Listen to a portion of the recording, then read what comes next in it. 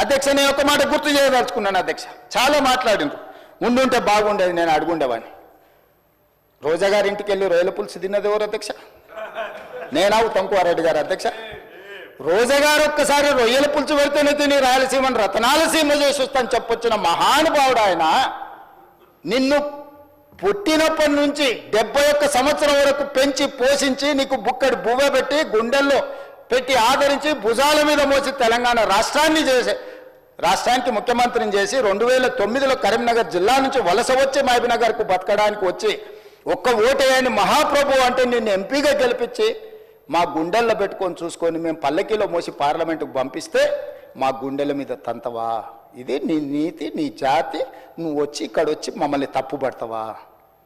రొయ్యల పులుసు తిన్నందుకే అంత విశ్వాసం చూపిస్తావు. ఒక్కసారి రోజమ్మ పెట్టిన రొయ్యల పులుసుకి నిన్ను మోసినందుకు 2009లో నిన్ను పల్లకీలో మోసి పార్లమెంట్లో పంపించినందుకు మా పాలమూరు జిల్లాకి ఏం చేసినావు? పార్లమెంట్లో నోరు లేకపోయినా, పార్లమూరులో ఊరు లేకపోయినా నిన్ను పార్లమెంటు సభ్యుడిగా మేము ఎన్నుకొని నీకు రాజకీయ భిక్ష పెడితే మా పాలమూరు ఎండబెడతావు, మా కల్వకుర్తి ఎడారిగా మారుతుంది, మా భీమా నెట్టంపాడు కోయిల్ సాగర్, మా నారాయణపేట కోడంగల్ లిఫ్ట్ ఇరిగేషన్ని ఎక్కడికక్కడ పడవ పెడతావా?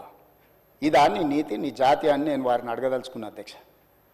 అందుకే అధ్యక్ష, ఇవాళ జూరాల నుంచి నీళ్లు తీసుకొని ఉంటే శ్రీశైలం వెనుక జలాలను మనం తీసుకోవాలన్న కుట్ర కేవలం కాంట్రాక్టర్ల కమిషన్ల కక్కుర్తిపడి అమ్ముడు పోకపోయిన ఉంటే ఇవాళ బాజాప్తా రోజుకు 5-6 టీఎంసీలు ఇక్కడి నుంచి మనం తరలించుకుంటే రాయలసీమ కాదు ఆంధ్రప్రదేశ్లో ఎవరున్నా గిలగిలలాడి మన ముందర మొకరిల్లేవాళ్ళు.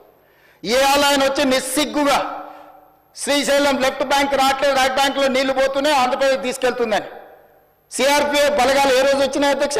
మీరు ఉన్నప్పుడు రాలేదా? మీరున్నప్పుడు ఆంధ్రప్రదేశ్ పోలీసులు వచ్చి తెలంగాణ పోలీసులు అక్కడ ఉన్న సిబ్బందిని తన్నిపోలేదా? మీకు అసలు పౌరుషం ఉందా? మీలో చీము రక్తం ఉందా?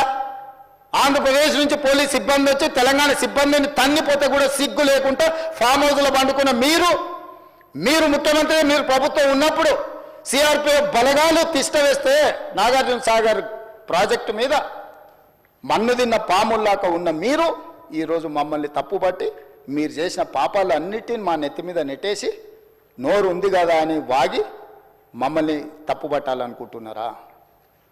ఇదేనా మీ 10 ఏళ్ల అనుభవం? ఈ అనుభవంతోనేనా మీరు మమ్మల్ని అందరినీ ప్రజల్ని మోసం చేసినట్టు సభలో కూడా సభను తప్పుదోవ పట్టించాలని ఆలోచన చేసేదాన్ని నేను అడుగుతున్నా అధ్యక్ష. అందుకే ఈరోజు ఈ ప్రాజెక్టులను పూర్తి చేయాలి యుద్ధ ప్రాతిపదికన. మీరు అప్పులు తప్పులు చేసి ఇక్కడ కొంప ముంచిపోతే కూడా దాన్ని చక్కదిద్దుకుంటూ ఒకటొకటిగా పరిష్కరించుకుంటూ ఆ ప్రాజెక్టులను ఎట్లయినా పూర్తి చేయాలని నిన్న మొన్న సీతారామ సాగర్లో మా తుమ్మల నాగేశ్వరరావు గారు, మా ఉత్తమ్కుమారెడ్డి గారు, ఆ జిల్లా మంత్రులందరూ కష్టపడి అక్కడ ప్రాజెక్టులను ఒక కొలికి తెచ్చే ప్రయత్నం చేస్తారు. పాలమూరు రంగారెడ్డి ఎత్తిపోతలను చేయాలనుకుంటున్నాం. శ్రీశైలం లెఫ్ట్ బ్యాంక్ కెనాల్ని మేము వచ్చిన తర్వాత 10 ఏళ్ళు నువ్వు పడవ పెడితే మళ్ళీ ప్రారంభించినాం. అనుకోకుండా ఒక ప్రమాదం జరిగింది అధ్యక్ష. ప్రమాదం జరిగి ప్రజలు చచ్చిపోతే, అక్కడ ఉన్న కార్మికులు చచ్చిపోతే సానుభూతి చూపించాలి, కుటుంబాలను ఆదుకోవాలి, కుటుంబాలను పరామర్శించాలి. కానీ పైశాచిక ఆనందం ఏంది అధ్యక్ష? ఎవరు చచ్చిపోయినా తండ్రి కొడుకు మామ అల్లుళ్ళు కలిసి డాన్సులు చేస్తారు అధ్యక్ష. పంట ఎండిపోతే కథం, అసలు వాళ్ళ పైశాచిక ఆనందానికి పరాకాష్ట అయిపోయింది అధ్యక్ష. ఎక్కడ ఏ ప్రమాదం జరిగి తెలంగాణ ప్రజలకు నష్టం జరిగినా, తెలంగాణ రైతుల పంటలు ఎండిపోయినా, తెలంగాణలో కార్మికులు చచ్చిపోయినా, తెలంగాణలో విద్యార్థులు చచ్చిపోయినా, తెలంగాణలో పాఠశాలలో ఏదైనా చిన్న సంఘటన జరిగినా వాళ్ళ కళ్ళల్లో మెరుపు చూడు అధ్యక్ష. దాచుకునే దాగుతలేదు వాళ్ళ ఆనందం. అసలు అంటే ఇట్లా మనుషులు చనిపోతే పైశాచిక ఆనందం ఇట్లా ముఖంలోనే కొట్టొచ్చినట్టుగా అనిపించేటోళ్ళని ఎప్పుడైనా మీరు చూసిండ్రా అధ్యక్ష? ఆఫ్రికా అడవులో మనుషులను బిక్క తినేటోళ్ళని చూసినామని విన్నా. ఈడీ ఆమీన్ ఏదది ఉగాండాకు అధ్యక్షుడు ఉండే అధ్యక్ష ఈడీ ఆమీన్ అని. ఆయన మనుషుల్ని కోసి ఫ్రిడ్జ్లో పెట్టుకొని కొంచెం తీసి ఫ్రై చేసుకొని తినేటోడు అని అంటే సినిమాలు చూస్తే నాకు ఆశ్చర్యం అనిపించింది, ఇట్లా కూడా ఉంటారా అని. ఇప్పుడు నిజం చేస్తున్నారు అధ్యక్ష. ఇక్కడ వీళ్ళు ఈడీ అమీన్తో పోటీ పడుతున్నారు అధ్యక్ష వీళ్ళ పైశాచిక ఆనందంలో.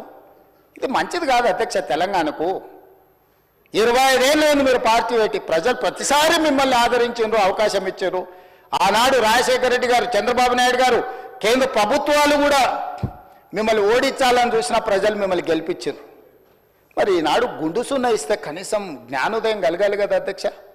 8 సీట్లలో డిపాజిట్లు పోవడం అనేది సామాన్యమైన విషయమా అధ్యక్ష? ఎందుకు ఆత్మ పరిశీలన చేసుకోరు? ప్రజల్ని ఎందుకు తిడుతున్నారు అధ్యక్ష? మీరు చేసిన తప్పులకు, మీరు చేసిన అప్పులకు ప్రజలు శిక్ష విధించిండ్రు. దాన్ని వదిలేసి ప్రజలే తప్పు చేసినట్టు, ప్రజలే క్షమాపణ చెప్పాలన్నట్టు, ప్రజల్నే ఉరిదీయాలన్నట్టు, ప్రజల్నే శిక్షించాలన్నట్టుగా వాళ్ళ మాటలు చూడండి అధ్యక్ష. ప్రజలు వాళ్ళు ప్రజలు మోసం చేసింది మాట్లాడతలేరు అధ్యక్ష. ప్రజలను తిట్టేది ఏంది అధ్యక్ష? ప్రజలు విఘ్నులు. ఎప్పుడు ఎవరికి ఏ రకంగా చెప్పాలనో ఇండికేట్ చేయాలనో ఇండికేట్ చేస్తారు అధ్యక్ష. భూకంపం కూడా ఒకటేసారి అది అధ్యక్ష. ఫస్ట్ కొంచెం కదిలి, మళ్ళీ కొంచెం ఆగి, కొంచెం కదిలి, తర్వాత భూకంపం అధ్యక్ష. తుఫాన్ ముందలు కూడా ఒక ప్రశాంతత కనిపిస్తుంది అధ్యక్ష. తెలంగాణ సమాజం కూడా తుఫాన్ ముందు ప్రశాంతత లాగా 2022 నుంచి 23 నుంచి వరుసగా అట్లా చూపిస్తూనే ఉన్నారు వాళ్ళ గంభీరత్వాన్ని. ఇప్పటికైనా జరిగిన పరిణామాల అంచనా వేసుకొని, పరిశీలించుకొని, వచ్చి కూర్చొని ఒక బాధ్యత కలిగిన ప్రతిపక్షంగా ఇక్కడ ఉండి మంచిని మంచి, చెడును చెడు, మీ అనుభవాన్ని ఉపయోగించి విశ్లేషించి విడమర్చి మాట్లాడితే ప్రజలు ఆమోదించేటోళ్ళు అధ్యక్ష. మాటకు ముందు స్టేచర్, మాటకు వెనకాల స్టేచర్ అంటారు అధ్యక్ష. మీ స్టేచర్ పట్ల ఉన్న మీ ఆలోచన, మీ పట్టింపు ఈ స్టేట్ ఫ్యూచర్ పట్ల లేదా అధ్యక్ష? నేను అడుగుతున్నా, ఈ స్టేట్ ఫ్యూచర్ వద్దా? ఈ స్టేట్ ఫ్యూచర్ వద్దా? మీ స్టేచర్ గురించే మీ తాపత్రయమా? ఒకనాడు మీరు అధికారంలో ఉన్నారు, మీ పార్టీకి అధికార పార్టీగా స్టేచర్ ఉండే. 2023 డిసెంబర్ 3 తారీఖు నాడు అధికారం నుంచి ప్రధాన ప్రతిపక్ష పార్టీ స్టేచర్ ఇచ్చారు. ప్రతిపక్ష పార్టీ స్టేచర్ అది మీ పార్టీకి. 2024 మే జూన్లో పార్లమెంట్ జరిగింది, గుండు సున్నా ఇచ్చిండ్రు, మీ పార్టీని మార్చరీకి పంపించారు. నేనేం తప్పు మాట్లాడినా అధ్యక్ష? ఏమన్నా నేను? ఆనాడు మీరు అధికారంలో ఉన్నారు, స్టేచర్ ఉండే, తర్వాత ప్రతిపక్షం స్టేచర్ పడిపోయింది, ఆ తర్వాత గుండు సున్నా వచ్చి 8 డిపాజిట్లు పోయినాక మార్చరీలకు పోయిందని అన్న అధ్యక్ష. నేనేమన్నా అధ్యక్ష? అందులో తప్పేముంది అధ్యక్ష? బీఆర్ఎస్ ఈరోజు మార్చరీలో ఉందని నేను చెప్పిన అధ్యక్ష. దాన్ని ఒక వ్యక్తిని అన్నట్టుగానో, పెద్ద ఆయన్ని చంద్రశేఖరరావు గారు నేను అన్నట్టుగా హరీష్ రావు గారు, కేటీఆర్ గారు చిత్రీకరిస్తున్నారు అధ్యక్ష. అంత కుత్సిత స్వభావం నాకు లేదు అధ్యక్ష. చంద్రశేఖరరావు గారి దగ్గర ఉన్న కుర్చీని 4 కోట్ల తెలంగాణ ప్రజలు గుంజుకొని నన్ను తెచ్చి ఇక్కడ కూర్చోబెట్టారు అధ్యక్ష. ఇంకేముంది అధ్యక్ష చంద్రశేఖరరావు గారి దగ్గర నేను తీసుకోవడానికి? వారి దగ్గర ఉన్న ప్రధాన ప్రతిపక్ష హోదా. ఆ ప్రధాన ప్రతిపక్ష హోదా ఎవరికి కావాలి అధ్యక్ష? అయితే హరీష్ రావు గారు కావాలి, లేకపోతే కేటీఆర్ కావాలి. అయితే గీతే ఏదైనా కోరుకుంటే, జరగరాంది ఏదైనా జరిగితే వాళ్ళిద్దరు ఆ కుర్చీ కోసం పోటీ పడతారు. కానీ నేను ఇక్కడి నుంచి అక్కడికి పోను కదా అధ్యక్ష. నేనెందుకు కోరుకుంటా అధ్యక్ష? ఇది సింపుల్ లాజిక్ కదా అధ్యక్ష. నాకెందుకు ఆపాదిస్తున్నారు అధ్యక్ష అట్లాంటి తప్పుడు మాటలు అన్నిటినీ? నేను అట్లా కోరుకుంటలేను అధ్యక్ష. 100 సంవత్సరాలు ఆయురారోగ్యాలతో చంద్రశేఖరరావు గారు ఉండాలి, వారు ఆ ప్రతిపక్షంలో అట్లనే ఉండాలి, నేను ఇక్కడనే ఉండాలి, వారు సూచనలు చేస్తూనే ఉండాలి, నేను మంచి పరిపాలన అందిస్తూనే ఉండాలి, మా ఆర్థిక మంత్రి గారు మాకు నిధులు అందిస్తూనే ఉండాలి అధ్యక్ష. ఇది మా ఆలోచన అధ్యక్ష, ఇది మా భవిష్యత్ కార్యాచరణ. నేనెందుకు కోరుకుంటా అధ్యక్ష? నాకెందుకు? వాళ్ళు సరిపోను అన్నట్టు మళ్ళీ నేను కావాలా? వాళ్ళ ఇంట్లోనే పోటీలు పడుతారు నలుగురు, ఎవరు అందులోకి రావాలను. మా మిత్రుడు మహేశ్వర్ రెడ్డి గారు కూడా ఉన్నారు. మంచి మనసు ఉంటే మాతో పాటు ఇక్కడ కూర్చుంటాడు, ఈ రోజు కాకపోతే రేపైనా. ఏమున్నది అధ్యక్ష, నాకు మంచి ఫ్రెండే, నేనేం కాదంటలేను అధ్యక్ష.